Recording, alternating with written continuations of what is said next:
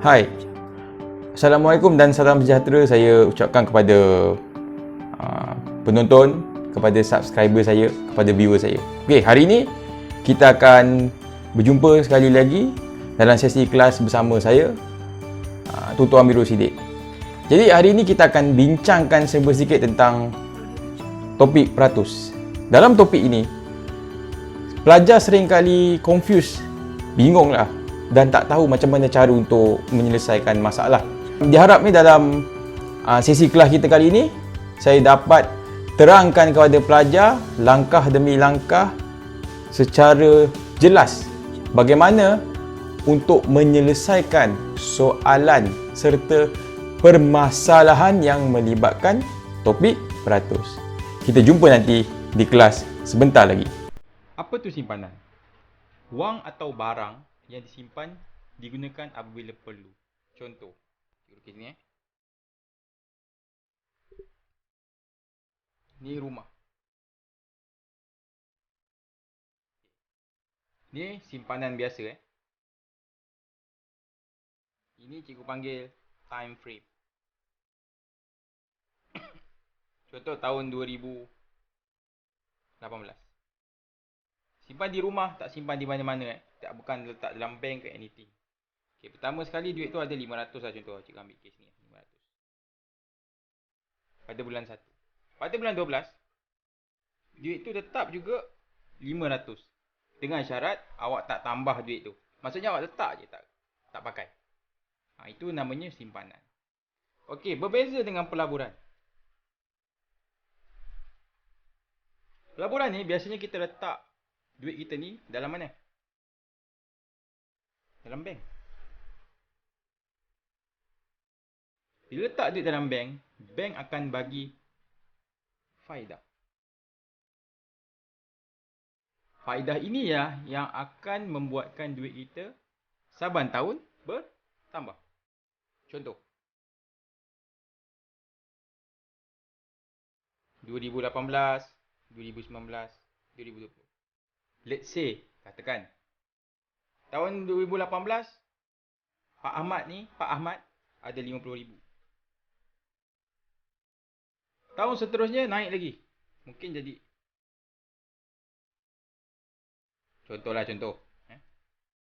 Tahun 20 naik lagi. Ni contoh tau So, kita dapati setiap tahun ada peningkatan nilai. Naik.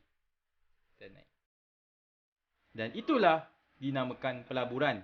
Apabila kita meletakkan duit kita, nilai duit tu bertambah. Okay, kita sambung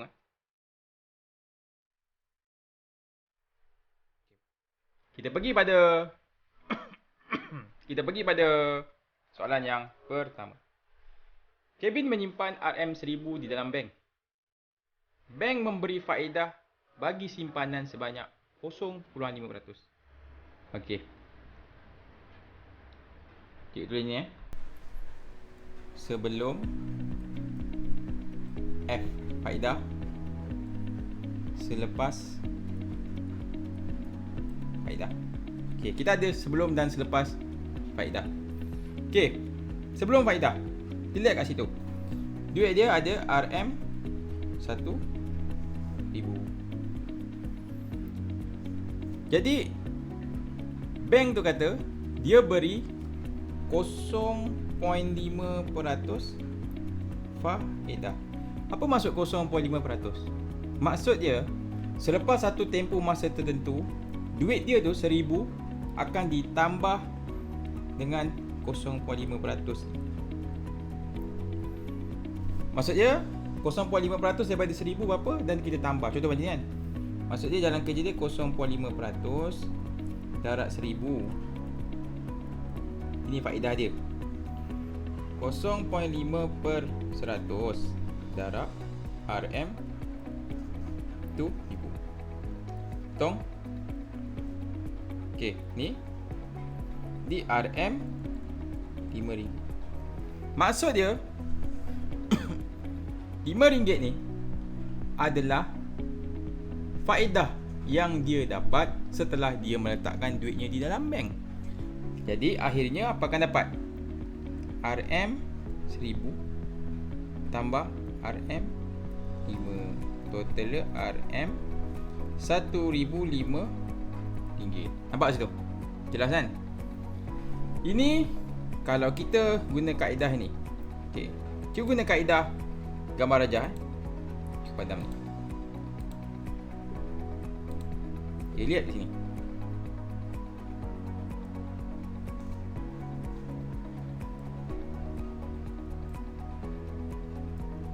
Okey.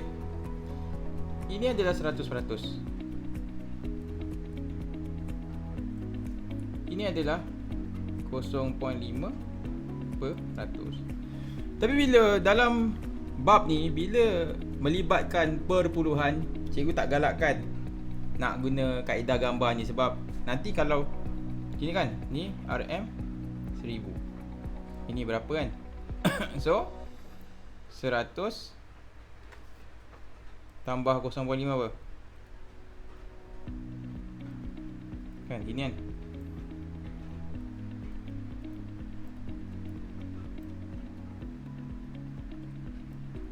Dah tak?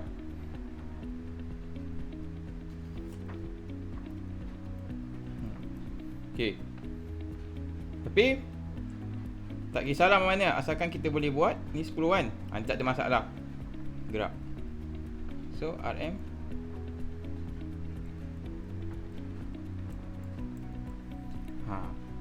ini adalah modal.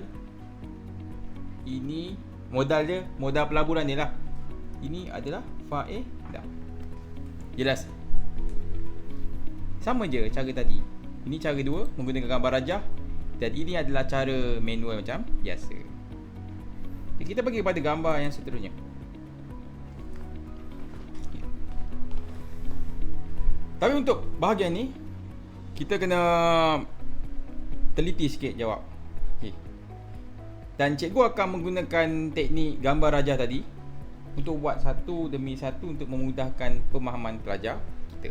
Okey. Dalam soalan ni, okey. Daniel menang dapat 4,000. Jadi 4,000 ringgit je ni, dia invest, dia laburkan semua dalam amanah saham. Okey. Lepas tu setiap tahun dia mendapat dividen 11%. Jadi selepas 3 tahun berapa? Okey. Padam ni. Okey.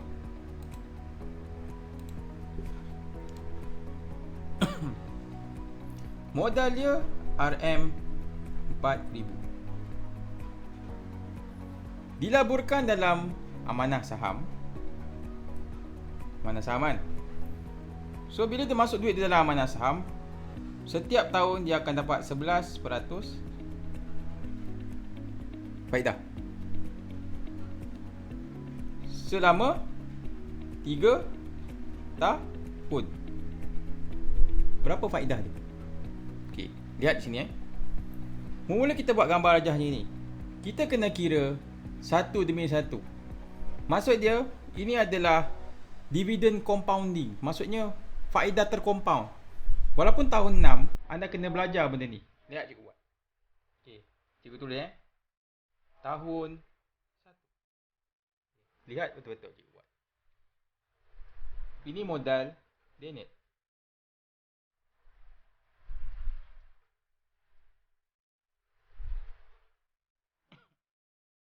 Ini adalah dividen dia, faedah dia.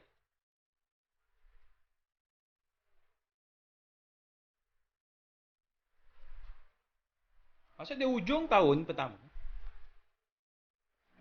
Berapa dia dapat? Tambahkan ni. Ini tambah ini. So akan dapat.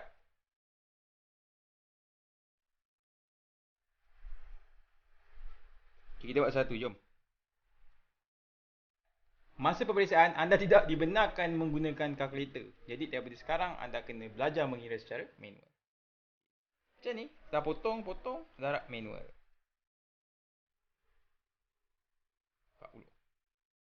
0,00. 4.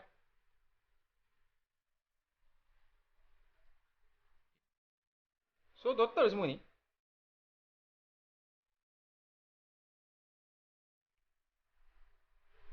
Okey. Nampak tak? Pada tahun pertama, dia telah memperolehi dividen sebanyak lebih kurang 400 lebih tu, dan dicampurkan terus sekali dia mendapat sebanyak 4,440 dicampurkan dengan modal dia. Okey, ini tahun pertama. Kita tengok tahun kedua Tahun kedua cerita dia lain pula. Cikgu lukis.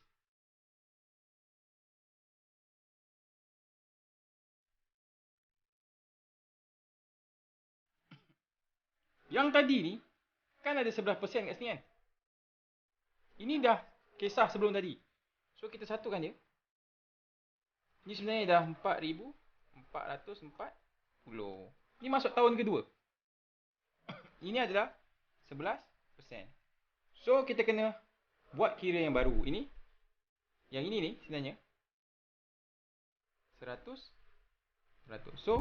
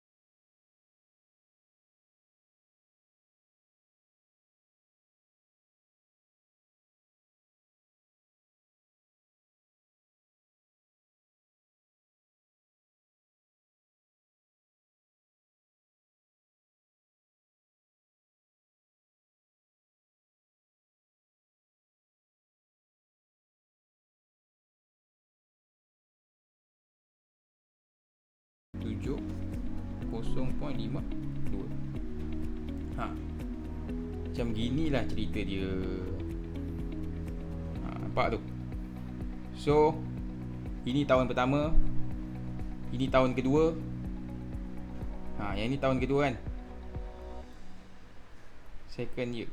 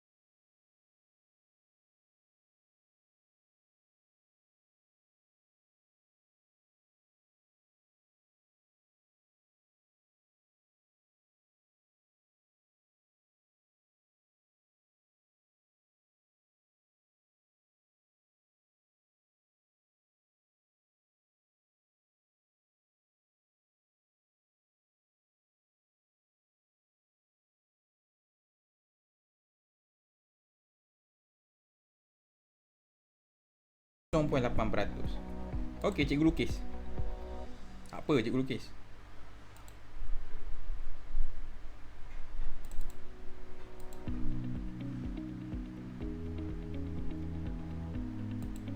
Cikgu lukis Dia dapat cek 2,500. Bila disimpan dalam bank, dia dapat faedah 0.8%. Guna je gambar rajah.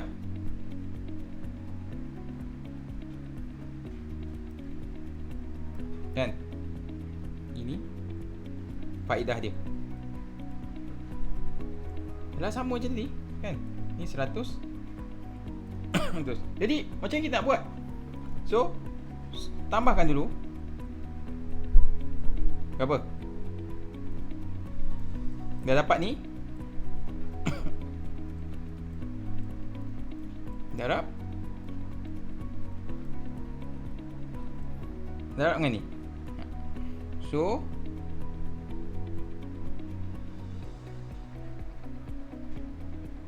RM25 sini, sorry. Kosong. Kosong. Okay. Ini kosong. 40. 050 tu 4. 050 tu 55. Okey, ni kosong. Ni sini kan? Sini. Okey. Tu 2 816 01020. Okey. Berapa?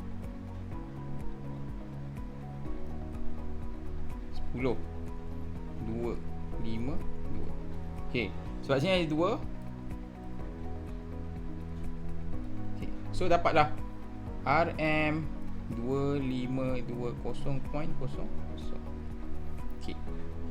RM20. So untuk 0.8% faedah adalah bernilai RM20 kan. Walaupun RM20 sebulan, siapa nak bagi? Kan duit lah tu. Okay. Jadi untuk sesi seterusnya, kita akan ulang kaji balik macam mana nak mengira peratus dan macam nak mendarab perpuluhan, macam mana nak membahagikan perpuluhan. Jadi kita akan jumpa lagi selepas ni. Jadi terima kasih kerana menonton video cikgu, dan kita akan bertemu lagi di sesi yang akan datang. Terima kasih dan Assalamualaikum.